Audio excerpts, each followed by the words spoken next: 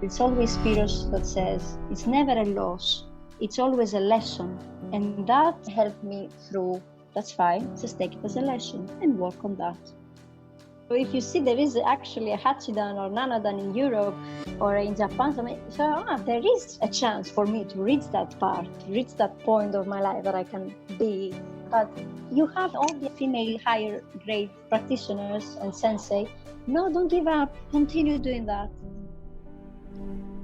Hey guys, welcome to another episode of the Tokushikai Insight Look podcast. Today we're speaking with Konstantina Perlepe from Greece and now living in Italy. Konstantina has been practicing Iaido for over 10 years and is currently Yondan in the European Kendo Federation. In this wide-ranging conversation, we talk about her journey through the European Iaido Championships from beginner to now, her relationships with teammates and practitioners from countries all across Europe, and the senseis that have inspired her throughout the years. The joy and liveliness with which Konstantina recalls her experience was contagious, an important reminder to all of us that we can look forward to many other exciting experiences when we can return to practice. It was certainly a great reminder for me to keep these important connections alive and well during these difficult times. Please enjoy this engaging conversation with Konstantina Perlepe. Hello everyone, my name is Konstantina Perlepe. I'm Greek, currently and permanently living in Italy with my husband. And I started my Iaido life 10 years ago, 2010. Oh my God, sounds like yesterday actually. Feels like yesterday. I'm a Yondan, 4th Dan in Iaido, quite low grade, but very hard to achieve, believe me. I was training in Greece until 2014. Then I had to move to England for work because I'm a nurse. And then I trained 3 years in England under Martin Clark Sensei, Rokudan, based in Cambridge. I had a lot of help during seminars, registrations and stuff from Andy Watson Sensei. And then when I met my husband in the European Championship, I moved in Italy and currently training with Detlef van der Hoven, Nana Dan in Bologna. So up till now, I'm changing teachers. They're very kind to me, very, very helpful. I have no problems whatsoever. And they are very, very knowledgeable people. Yeah. What got you into Iaido in the first place?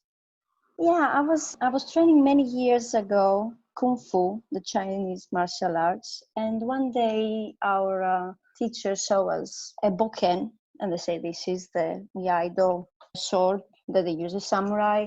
I was always already into the Japanese culture, so I knew quite a lot. But because in Greece 10 years ago was very, very difficult to find a dojo, it was really hard to locate someone skillful enough and start some training. So after I stopped the Kung Fu, I started searching, sending emails everywhere, wherever I was searching Iaido, and I met a sensei. And unfortunately, because his dojo is very far away from my parents' house, he recommended my current teacher that he's closer to my house. And I went to a lesson, I went to the dojo and just fell in love with the place, with the energy, the wooden floor, the silence, the smell, everything. And that was it. Cook the food, how they call it in French. I was absolutely amazed by the discipline, the techniques, the effort the body has to do, because from the outside it seems so easy, and inside you are dying mentally and body-like. And that was it. I had a great teacher. I still have, because I'm visiting from time to time, and I'm still following their steps. And it's clear that, like, even when you move, you had to find a place to continue your practice. That was actually one of my biggest fears. Before moving to England, I was so scared because I'm not going to find the Iaido. Because in Greece, I was training 6 times a week, 2 hours a day. That was quite a lot. Yeah, and suddenly go from that to none. I was depressed. The first 3 months, I was really depressed.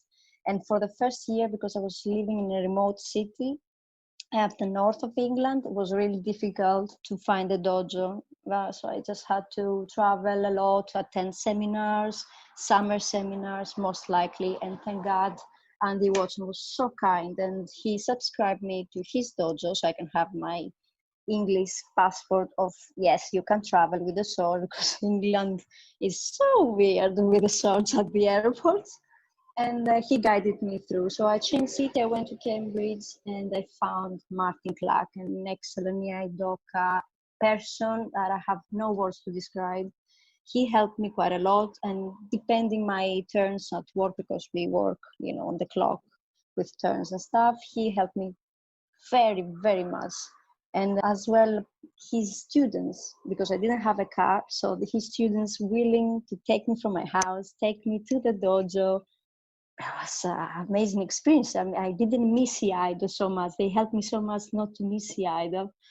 And then I came to Italy, and immediately Detlef Sensei picked me up, said, "You are in my dojo, don't worry, I will help you." And even though he's a Jikiden line and I'm Musoshiden, he's so nice and kind. I have no problems. He was always attending my seminars with my Japanese sensei, so he helped me a lot with all this transition on the cities. So I travel a lot.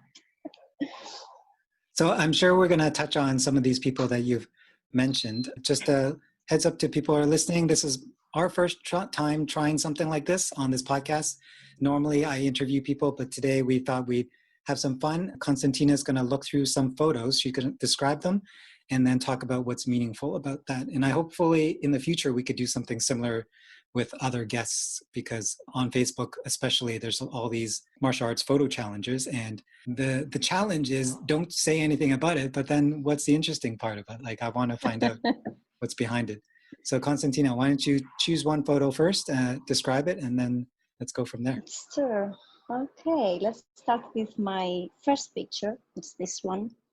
I know it's not so well.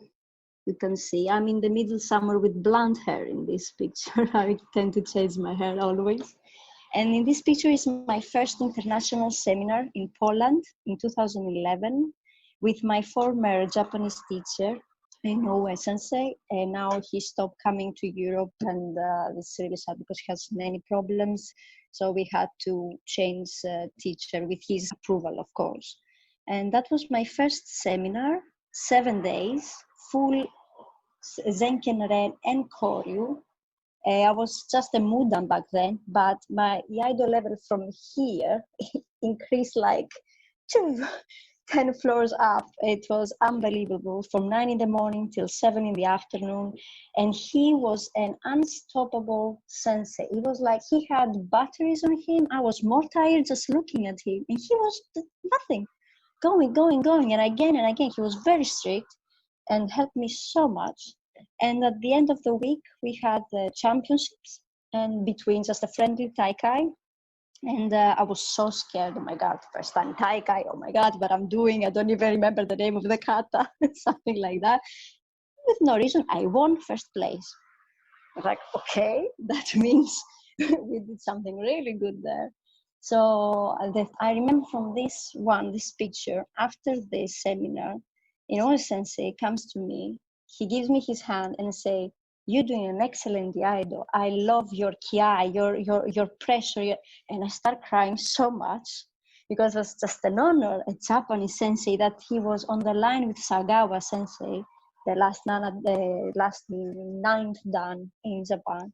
Sagawa Sensei was one of the few that was the fundamentals of Zenken and now. And it was just a big honor for me to tell me, don't stop, continue, you're great, you have a lot to learn. You're just a Mudan, obviously. But yeah, it was fantastic as an experience, honestly. That sounds like a great initial experience to motivate you to continue.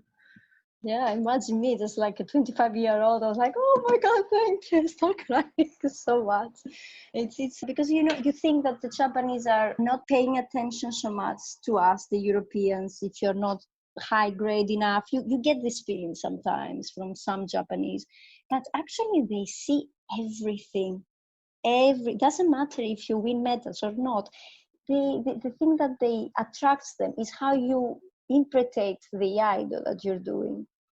So I think that moved him, and he said these kind words to me, and I hold them in my heart until now.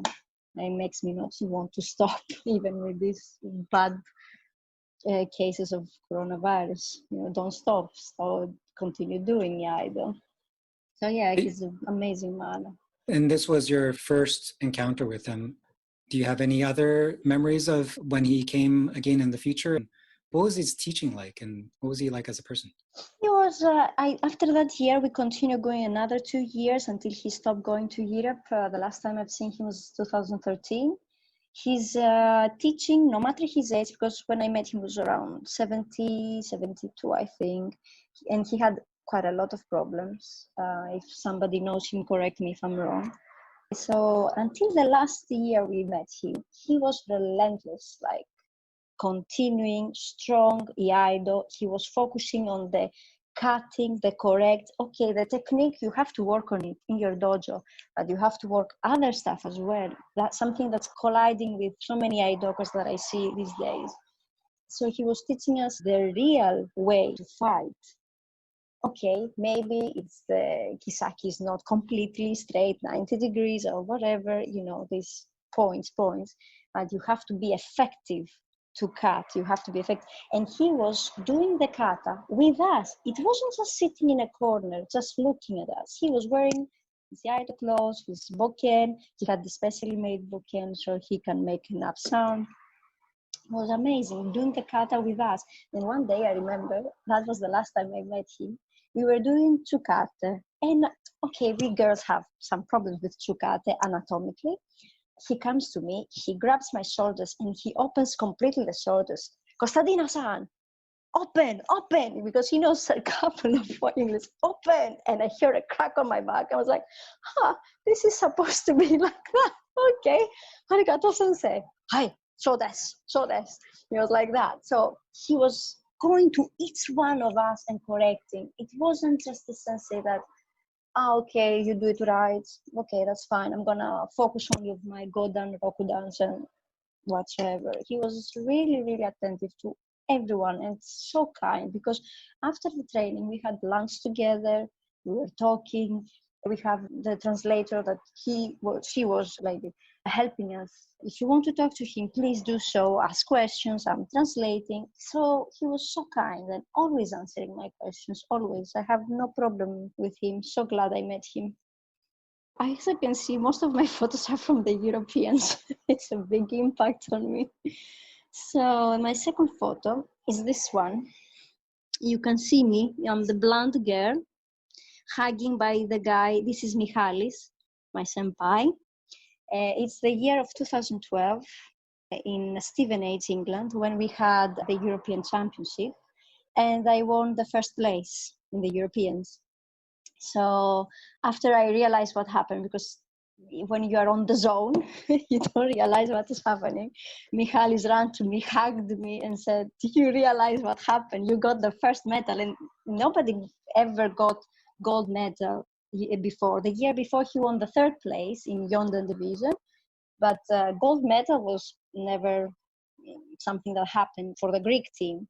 So it was like, oh my God, what just happened? And everybody ran to me, hugging me, screaming. It was such an amazing, amazing day. I was shaking for 2 hours after. And I remember in this Taikai, before the finals or semi-finals, I don't remember, Spiros Sodrosoulakis was the captain of the team. And I started having a panic attack. Like, he wasn't telling me what was the next fight, if I was fighting for third place, second place, whatever. He was like, just go there, do your thing, So at some point I was realizing, oh my God, I'm going to the finals. Oh my God, what's happening? I was literally having a melting down. And Spiros grabbed me, he slapped my face, and I was like, get yourself together, just do what you're doing. Okay, you can do it. I believe in you, you can do it. Okay, sensei, hi sensei. And I turned my head and I see the Belgians who were sitting next to us, and they were like, what just happened? Did she got slapped by Spiros? Because they know Spiros from their dojo. I was like, no, I'm okay. I needed this, just not something very hard, but just to shake me up. And it was amazing. I went there, I won, and she was like, I told you so. He was making fun of me after that. It was amazing experience, amazing. That was in Mudan division, by the way. still at very early years. So make sure to slap you every time you have a big fight coming up. Oh my God! Yeah, he's actually saying, "Do you want to slap now? Just calm down." No, I'm okay. I'm okay, and I'm hiding my cheeks. He's really good at motivating people. He's a military man. He knows how to deal with that. And it sounds like the Greek team is quite close to each other too. You guys practice a lot together, had to prepare. Yes, we not so much in the beginning because when I started going to the Europeans, we just literally starting having a good team of in all divisions because we're still very young related to other countries. And the first year in Andorra, we were quite a big team. Michalis won third place, and then we started building a very good team, which now leads us to an amazing, happy family, I will say, which we have our frictions as everyone, but we can understand each other, help each other, motivate each other. We have so many stories of the Europeans that one session with you, it won't be enough to express it. But we are very, very close. And even me, that I'm not living in Greece and I cannot train with them right now, my teammates always send me messages. How are you? Are you okay? When you're coming to Greece, come to train with us. Come to do just a nice talk, a nice dinner. Nothing too much. Not always focusing on Iaido training. So we built a very nice team, and whoever comes new, modern, Shodan, they're feeling very welcome. So we create a nice environment for everyone to attend. All right. So let's see. You said most of your pictures are from the European Championships. You have another one? Yeah, I have two from Helsinki, again from Europeans. This is with my team. We won first time we won a third place on the team Taikai, first time ever. So we are the four here. I'm in the middle again. It was the first time. This is Kusama Sensei that takes the picture with us. That was another milestone we managed because the team usually had very hard drawings and we always ended up with very difficult teams. We weren't prepared. But this year, 2014 in Helsinki, we won the third place. It was a fantastic. Even Spiros, I think he got really emotional in this situation. That was amazing. Very big preparation from all the teams. All the teams were fantastic. You know, Holland, Belgium, everyone was. The level of the Europeans is so high. I still remember my first time in Andorra. I was so scared because when I saw them, I was like, are they from this planet? What am I doing? So 2 years now, I was feeling really lower level, and doing the Europeans helped me so much to change my Iaido and pushing myself to do more, to improve myself, because if I don't improve myself, I'm never going to win anything. That's something for me, it works like that. Other people, they don't work like that. But you see the level and you can compare and you know what you need to work. Maybe you need to work more on the seme. Why did I lose? Maybe I did something wrong on the technical part. Maybe I wasn't pushing enough, and then you question, you go back to the dojo and redo all the thinking, the practice. And it's always Spiros that says, it's never a loss. It's always a lesson. And that helped me through. He's never gonna tell you why did you lose. Never gonna tell you. So that's fine. Just take it as a lesson and work on that. Very healthy advice from a high sensei of his level. So that picture was of your team getting onto the podium for the first time. Iaido is very individual in the competition. Even when you're in a team, it's one-on-one. So what would you describe as the differences between making a team work in something like a European Championship compared to just going in as an individual? It's true. For me, I don't know, the pressure is less when we do the team Taikai because I feel like we are four, because it's even the guy that he doesn't compete. It's including on the team. So we're not here, we are four. So it's more divided, the pressure. But then again, we are like one body all together. So it's like when I'm competing, yet alone, but I still feel the positive energy from my team going, do what you, it's always like this even on the individual, but sometimes on the individual all the team is having at the same time pools to do, so we are not always all together, always somebody but not all together as a team. But when we do the team competition, it's like one body, and that it starts when you do the reiho. We're moving together as one, and that's the key. Most of the teams, they know that, and it's amazing because even if you lose, even if you win, your team is going to be there with you, whatever. So if you do something mistake and you lose, it's like the other guy say, don't worry, I got you, I'm going to win this for you. It's like an unspoken words between the teammates, and it's like that. It's like sometimes I'm always on the first, I don't know why, if maybe because of my height, I'm small. I win the first one, the second one loses, and we go on the back, and I'm just whispering him, don't worry, all is okay, don't worry, all is okay. He hears me even though I'm whispering because I'm not supposed to speak. And then the other guy wins again. So it's like happy energy, positive energy. Let's do this. And it's until now, it's really worked. Last year we won second place with the team on the team Taikai, and it's always like that. We are a full team together, always.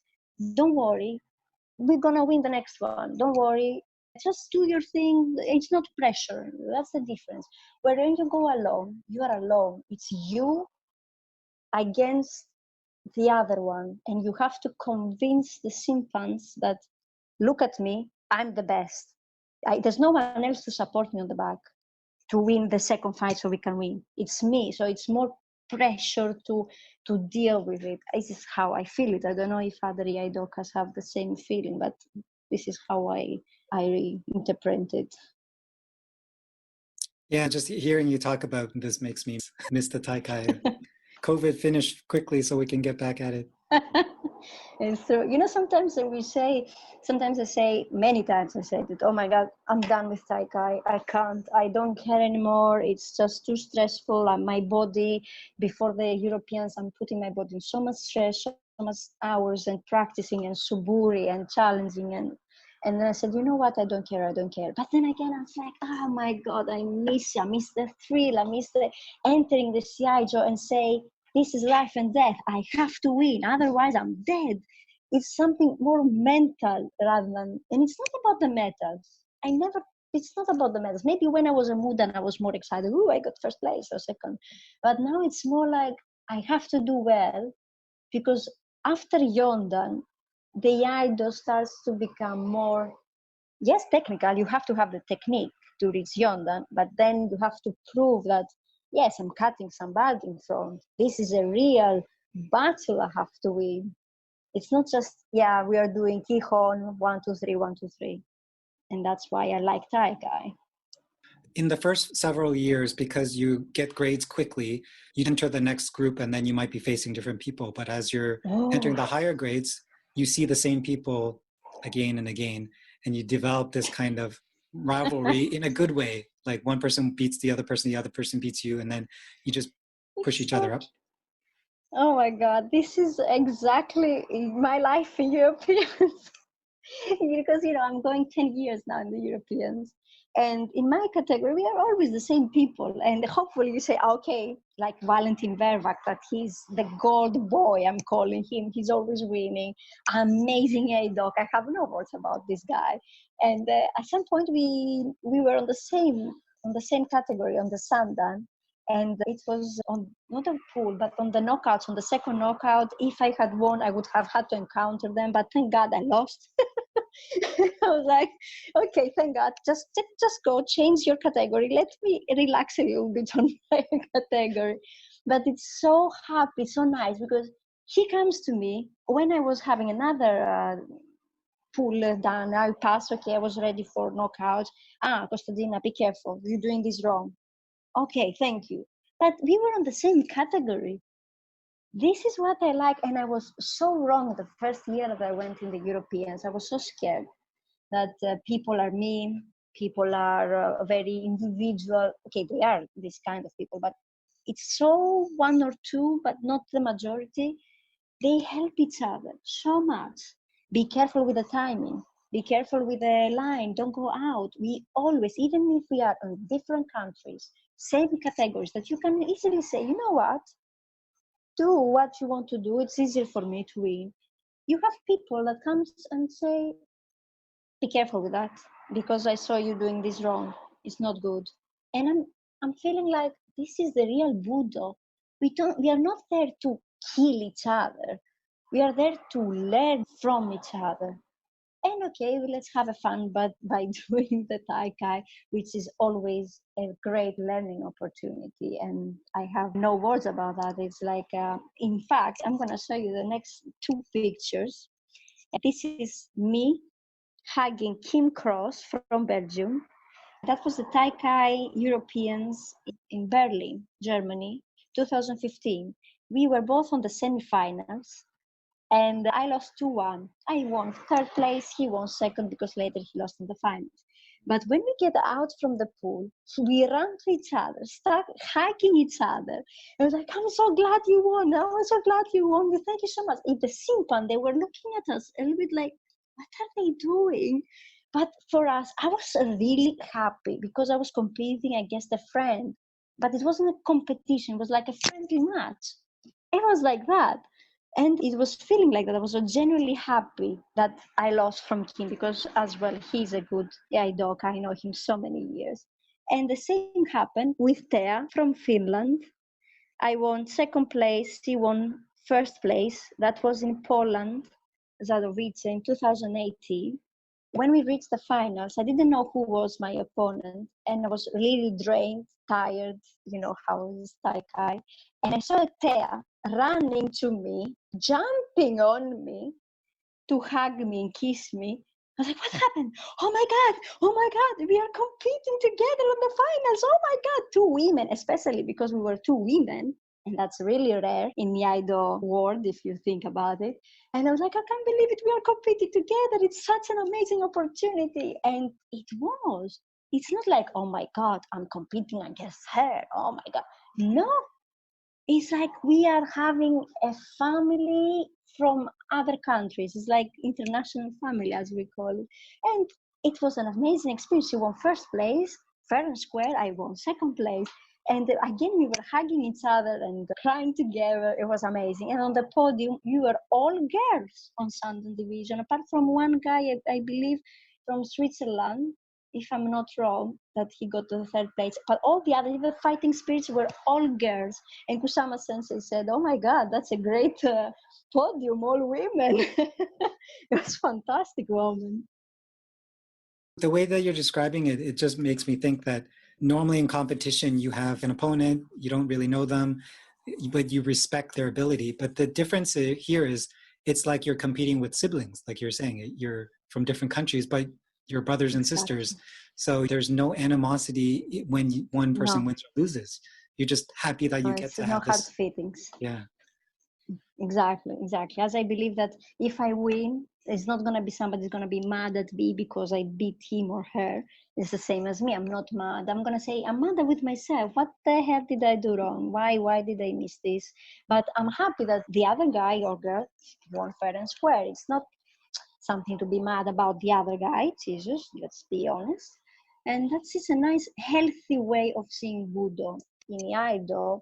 I don't know, maybe because we know each other, or even if we knew somebody new in our division, even if it's in Yonda and Godan, because there are some people that they are in Godan 5 or 6 years, and you encounter them, and you have never the chance to speak to them. They're still friendly. They're still very nice to you. They are not gonna say, oh, okay, don't talk to me. You're just, another Iaidoka, or you're the enemy because you're from a different country.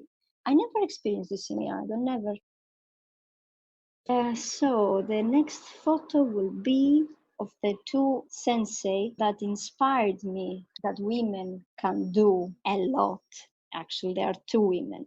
This is Ordinki Silvia Sensei in the middle. This is from Germany. She was one of the direct students of Sagawa Sensei. She lived in Japan for many years in his dojo. She learned directly from him. And she proved me that it doesn't matter that you're a woman, you have the same capacity to beat a man. during Taikai and use the sword and never complain, the sword is heavy, the sword is long. She was always trying to help me until now. She's the gentlest soul I ever met. And she's always, no, women can do. Women are very capable of doing stuff. And she proves to us when we were doing, I remember in our dojo in Athens, she was doing a private lesson. She's an Anadan, by the way. She was doing a lesson and she was using the boken, and my sensei Yanis was using another boken. They were trying to do the uke nagashi, so we can understand the contact when we turn to do the uke. And Yanis was holding the boken in the uke position, and she did the cut, and she cut the boken in half. The boken in half. We were just so silent because it wasn't just like this, it was half broken. And I'm like, she looks so fragile as a woman because she's very skinny. She's, tall and skinny. It's not something muscles like you see in all men. Okay, if a man can do it, yeah, it's muscles. See, it was all technique, all tenouchi. And that time, heart-shaped eyes. Oh my God, if she can do it, I will do it. I don't know when, but I will do it too. So she's a great mentor, still going to seminars with her. She's amazing. And the next woman is Kinomoto Sensei. This is the picture from the first women's seminar that happened in Italy 2 years ago. We were only women for 2 days. And for the first day, the second day, the men came to interact a little bit with us. And she was the same mentality, same thinking that women can do, because in Japan when she was training, it was even more difficult to attend seminars, to say, the woman is going for Taikai. It's a little bit, they don't like it, but she earned her place fair and square. And she's an amazing Hachidan, a woman that is so gentle. She helped me so much with my Yondan. She came and told us, to all the women, whoever wants to pass exam or Taikai or something, the higher grade you get, you need to see your opponent. That is so difficult to comprehend and put it in action. So she gave us an example of a movie, I don't remember the name, where the enemy was made of liquid, and just think that your enemy has no face, and he's just like a man with no face, but is liquefied, and try to visualize that. Don't think that it's you against yourself, which most of the Iaidokas we are thinking. Just use this, just visualize. Just maybe at first you see a shadow, maybe you see only a glitch, but the more you are trying to focus, you're gonna do it. And actually helped me so much when I got my Yondan. That was a very key information to help me with in this step. Could you talk more about these seminars, these women-only seminars? Mm-hmm. Yes, this was an initiative taken 2 years ago with Yuki Kanto Sensei from Belgium. And because the majority of the seminars, Taikais, is men. And in fact, every time we do the Europeans, the delegation is asking how many women, how many men, how is the numbers this year? Because unfortunately, they are decreasing some years we are never more than men, unfortunately. But we were like this, and we have so many questions, even from the simplest one, how to get dressed, how to put the kimono, how to put the hakama, how to hold the sword. We have different anatomy. How many times you see the women and the hakama ends up getting high or getting loose, while the men have the belly, the beer belly, as we call it, and everything stays put for 8 hours, nothing happens. So we had so many questions. So I don't know how exactly happened the contact, but Kinomoto Sensei is one of the highest grades in Japan of Shigake Ryu as well, and they decided to make a women's seminar, and so many women attended all over Europe, and it was an amazing experience. We had to talk about so many female stuff. I'm sorry, I don't like to separate female and male, but it was genuine female problems that we have, especially during katas, especially dressing, especially, the simplest one. In the Taikai, there's a man cutting like crazy because he has the muscles. Me, I'm not. how can I win against him? Because this is a valid reason to be scared, to be concerned. And she was famous. Girls, your technique is always going to win against power. So do your best to polish your technique. And this is so true. Whenever I was trying to win over power and trying to put my power to compete against men, I was losing. Where I was putting my seme and my technique on the maximum, I was always winning. And this is true. I'm not saying to be completely technical, 1, 2, 3, 1, 2, 3. No, but technique is always better than brutal power, especially in Iaido.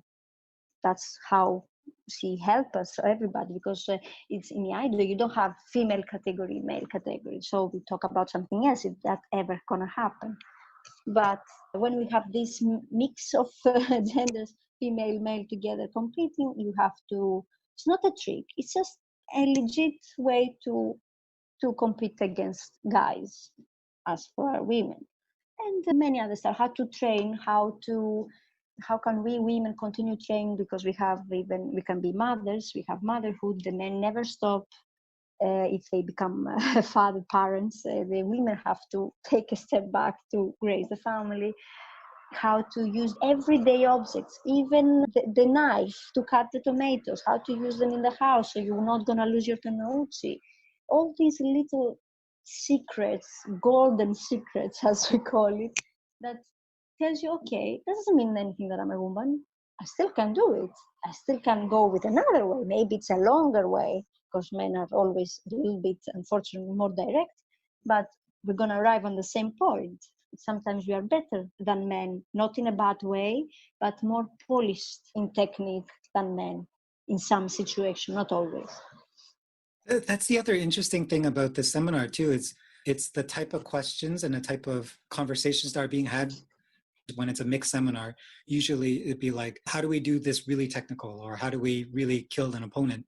But these things, they're useful for guys too, but for some reason the conversation or the questions don't go there. That's very interesting. Yeah, because they think it's a taboo matter. Like, first of all, men are afraid to enter this territory that they don't know how to handle a woman. Like, you need to put the kisaki here. Oh my God, I cannot touch her here. It's a no region. Oh my God, how to tell her not to put too much power.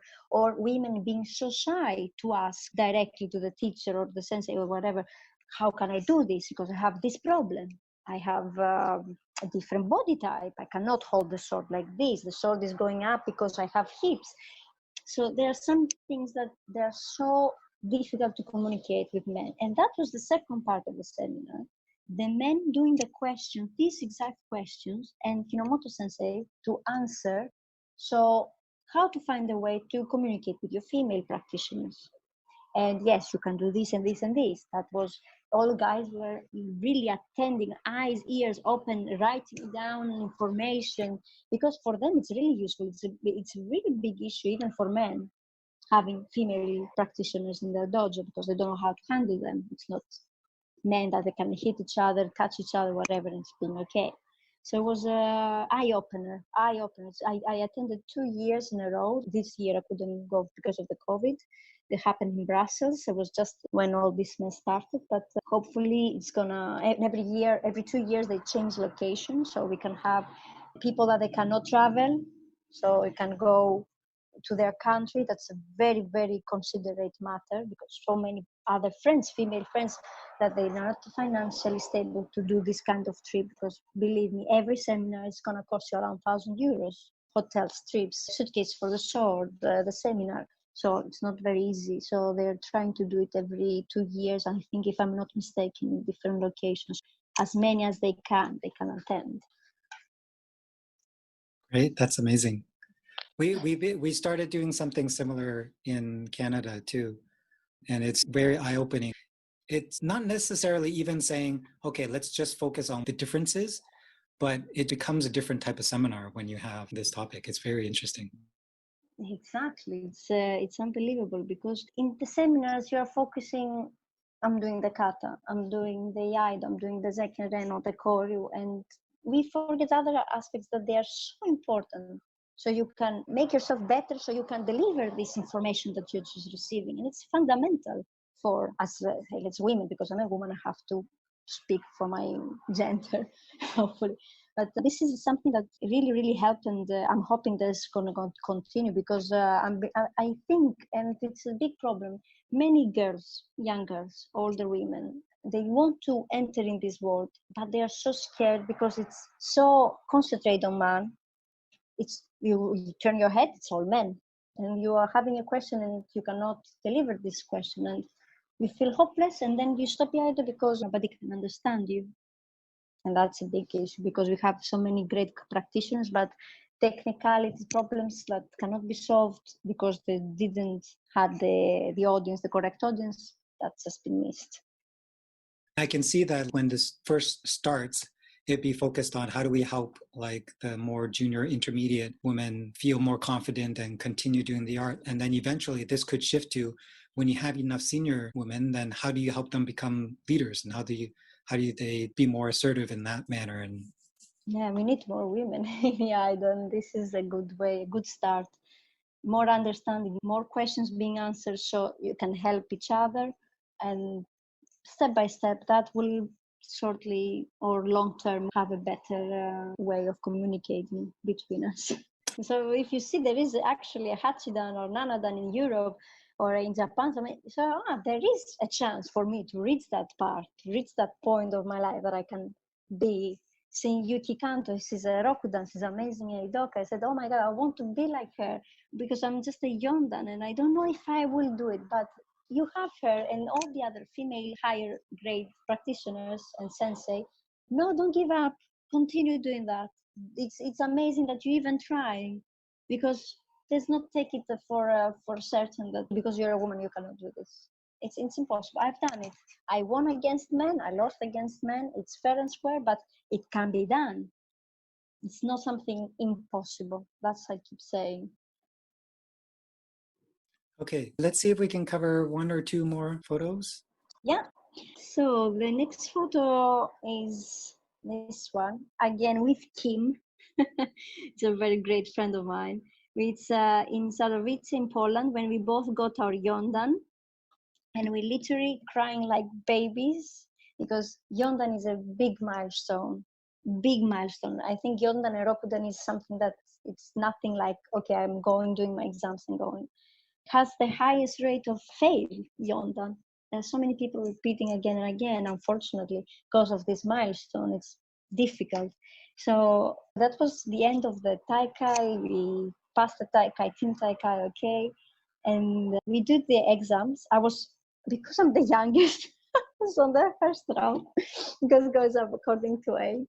We finish, I come down, I sit down, Kim finishes, comes back at me, and they posted the exam results. So my senpai, Yanis, Sigakiryu guy as well, he went downstairs with me to see the results, Kim with me. And I said, no, I cannot watch, I'm gonna faint. And my heart was really beating fast. And I said, I'm gonna watch it for you, don't worry. And he comes in, oh, okay, you passed, you took it. And me and Kim, we start crying so much. If you see the picture, we are all red from crying so much. We were hugging. People were thinking that we didn't pass, because I said, if you're crying so much, what happened? And it was like, no, we were just so happy. We saw our numbers on the board, and exactly we're only 4 people out of 20 that they pass. So the rate is really, really small to pass the Yondan. And that was the perfect way to close this Europeans passing our Yondan together. And it was fantastic. So now that you have maybe a couple of years in, what do you think is the difficulty around passing Yondan? That is something that I keep saying, even to myself and even to others that having the exam. Up till Sandan, it's something that you have to have the technique. Okay, you do the basic stuff up to Sandan, yes, a little bit more, Kikentai, Noichi, doing the correct form, passing through the points as is written in the book. Yondan, you have to show all that perfect, plus the fighting, plus that you know what are you doing. It's just an entry level. They say Shodan is the entry level. For me, it's Yondan. Until suddenly you're just tiptoeing around, okay, I know what roughly I'm doing, but Yondan is the entrance to the real Iaido, that you have to combine all the knowledge of 10 years and you have to go there and show it. That you have sharpness, you have precision, you have fighting, but you are calm at the same time. That's too much information to deal with for Yondan. And that's why I think many people are failing, not because technique wise they're not good, but it's difficult to deal with all that. And on top of that, okay, the commission is always very strict as well. They want to push even more. So you need to convince them, yes, I can do it. It's like a Taikai, Yonda. For me, I feel it like a Taikai, but with not so much power, as if you're gonna, not so much competition, the Yondan. I feel it like this way. I always was thinking the exams is just a demonstration. But for Yondan, you have to put, yes, I can see the opponent. I can see him, he's there. I'm cutting in the correct angle, a correct position. Everything is tack, tack, tack, perfect. So that's what I'm trying to say. Whoever has the exams, Yondan, you have to show that your technique is good, very good, that you know what you're doing, but you have a fighting as well, because Yondan is the, yes, give me the golden information now. I can handle all the rest. And that's... I really like how you're describing it as the beginning. And as a judge, if you're looking at that, you're like, okay, this person has been practicing and it's clear that it's more of a hobby. It's something that they're just doing for fun. But if you consider it as the beginning, if it's like, okay, now this person is ready to really learn what EI is about, they have to have showed some kind of commitment. So the mental side of it, it's not only technique and opponent, but have you really shown that you're dedicated to this practice? And I guess that's like depth of practice or something that only more senior ranks are able to see. But and that's why I see a lot of people stopping before Yondan, or they try a couple of times and they say, no, this is not for me, I'm stopping. But this is when you have to push yourself even more, because the beautiful thing starts after Yondan.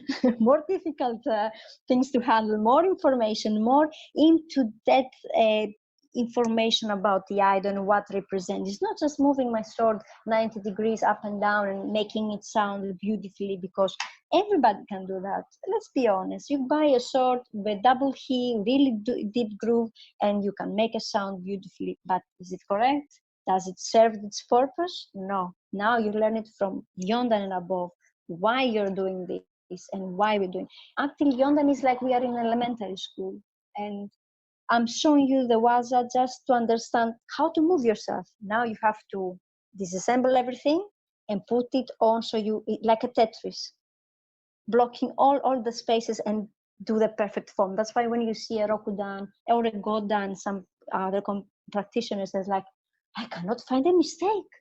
I cannot find a mistake. What?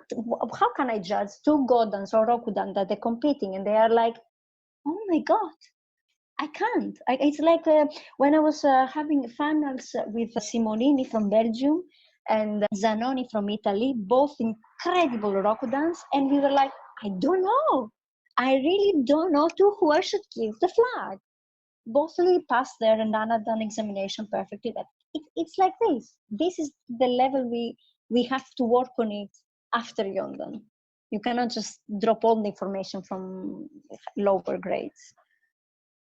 and the other thing significant about that picture you showed was that there was someone else, like a good friend, that was also grading with you at the same time. Could you talk a little bit about that? Because normally you'd, like, eventually there's no one else that's practicing with you. You start, maybe there's a cohort, and then people drop off, and most of the time you're the only one left from your beginner group. But then now having someone else that you know, and you're getting grades together, what is that experience like? Yeah, it's unbelievable, because it's like with Kim, especially with Kim and another two guys. One is from Sweden and the other is from Finland. We always taking the grades together, because it happened like this since 2012. We're taking our grades together, and it's unbelievable how we connect. Okay, we have our grades. Be careful. Don't do this mistake. It's again like the Taikai, but without the medals. Okay, be careful with that. I'm rooting for you. Be calm. I love you. Do your best thing, and after that, let's go drink beers. It's like that. It's so emotionally supporting. Okay, I have my team. I have my family, But to have even other people passing through the same route as you at the same moment, it's giving you even more resolution to do it. I don't know, I feel like that. It's not just, it's like going somewhere alone, knowing no one, talk to no one. You're gonna have more chances of failing because you feel alone, rather than having so much support from your team, your friends, and even people grading at the same time with you, but you know them because it's a friend that supports you no matter what. It's the energy is changing so much. And I can imagine if they're not from the same dojo, you don't see them all the time. So like after a couple of years, you go there and you're like, whoa, you've improved so much. And they're like, oh, you've improved. That's amazing. I think that is the Europeans, apart from the Taikai. And we say for joke, the Europeans is for the sayonara party. We are going only for the sayonara party. It's just apart from the Taikai. Okay, it's a Taikai, it's a Taikai. You do it, you go home, that's fine. You win, you lose, you lose. But the fact that you can have this chance to meet your friends once a year, that you share the same passion about something you love, like Iaido, you share experiences, funny moments in Iaido. Believe me, there are so many funny moments. One time I hit my head to the chuka of a guy because I thank him so much for the gift that he gave me, that I hit me just between the eyes, and we were crying laughing for an hour during practice. It's so many memories that I would never change for the world. I would never want to stop doing it, just because I meet so great friends and people and amazing teachers that helped me during thin and thick. You have no idea, because even with sensei, like Rokudans, because they are sensei, we have communication. How are you doing? Is everything okay? Can I bother you? Can we speak a little bit? I have a problem in Iaido. Even through Facebook, we have good communication, and that's really, really deep for me. That's awesome. You're like, just this whole conversation making me so excited and remembering all that and hoping to get back to it. So we have 3 minutes left. Do you want to do one more photo? And then we can... This is one photo that is the most important of me. This is my current Japanese sensei, Furuichi Norio sensei. And there's the one that took over us after Inoue sensei. He's going to Greece, not now because of all this mess, but he's visiting us. And I think I found the next person after Inoue sensei that, okay, he is my sensei. I really can learn so much. And he's young, still in age, and has so much information. And the incredible thing with Furuichi sensei is that he doesn't leave your side until you do it. He's not having a problem. If you're a Mudan, if you're a Rokudan, you're gonna do it, and then I'm gonna leave you alone. It's so funny because he's so approachable. It was unbelievable. Come here. He was hitting me on the head with the bokken because I couldn't do fast ukinagasi until I did it, and I didn't get hit again. Showing us how to do correct tenouchi. And if you hear him, if you have the chance to watch a couple of videos of him on YouTube doing an embu, his sword is so like flying. It's like cutting earth in half. The first time I hear him cutting, I was like, does he have batteries on his sword? What's happening? Why mine is not making this kind of sound? But it's all technique. It's all technique. Don't worry, I'm going to teach you. I'm going to go through you. And he's always, I'm really fortunate that I met these kind of people, that they're not very, far from me. Like, yes, you are in Iaidoka. Okay, let's keep a distance. They are very friendly. They're willing to pass through the knowledge they have, which is very difficult, because sometimes you think, maybe they don't tell me all the information. You get that feeling sometimes from some teachers, unfortunately. But he's there, he gives you so much information and waits for you to do it. If you make a question, do it now. And he's an incredible teacher. He's very kind as a man and always helped me in everything. And it sounds like it's also not about what he knows. It's not just telling you and showing you he has a lot of information. It's like, this information is not useful until I see you able to apply it. Exactly. It's like, I'm waiting for you to do it. So if you don't do it, I'm going to find another way to explain to you until you get it. Because there's no point just to give you the information.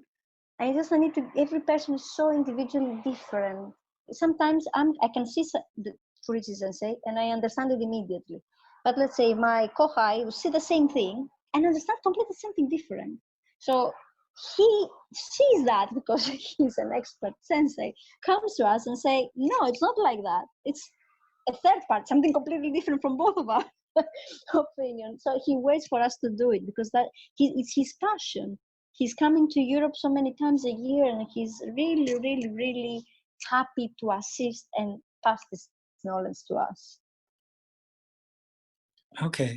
So maybe to wrap up this portion, can you tell what's the state of the practice in your part of the country right now? Are you able to go to the dojo, and how do you see it kind of opening back up so you're able to practice again? Now in Italy, we had almost all of the year was closed. We couldn't train at all. I haven't trained properly since February. I'm doing some things alone in the house, but not much because of the space problem mostly. Hopefully we're gonna start again September. Hopefully, maybe with decreased hours or days. We don't know yet. It's everything changing every day. I hope really, really to start because I'm really missing it. My muscles are craving it for the show. I start having dreams about the Iaido. And hopefully we're going to start in September again. For now, everything is closed because even if it's closed, it's summer, but it's going to be without different protocols for sure, different procedures, how we can be in the dojo with face masks, maybe tabi, disinfectants, obviously. But I hope that won't stop us from practicing. Hope all goes well with that. And then when everything opens up again, I can't wait to meet you in person and come and train in Europe. Absolutely. That's the idea of the Iaido. It brings people together, isn't it? Like from all over the world, we are connecting with something common, the Iaido. And hopefully and for surely we're going to meet training together. All right. Thank you so much for this, and I'll see you again on Tuesday. Yes, for our Japanese lesson. For Japanese class. Thank you so much. Thank you so much. We'll talk to you again soon. Hey guys, just one more thing before you head out. Stay up to date on latest news and announcements by subscribing to our newsletter at subscribe.tokuskai.ca or connect with us on Facebook and Instagram at tokuskai.canada. We're always looking for ways to improve, so please drop us a line on ideas and guests for the show. The Inside Look podcast is a production of Tokuskai Canada, a member of the Canadian Kendo Federation and affiliated with the Japanese Canadian Cultural Centre in Toronto and the original Tokuskai Iaido Club in Tokyo.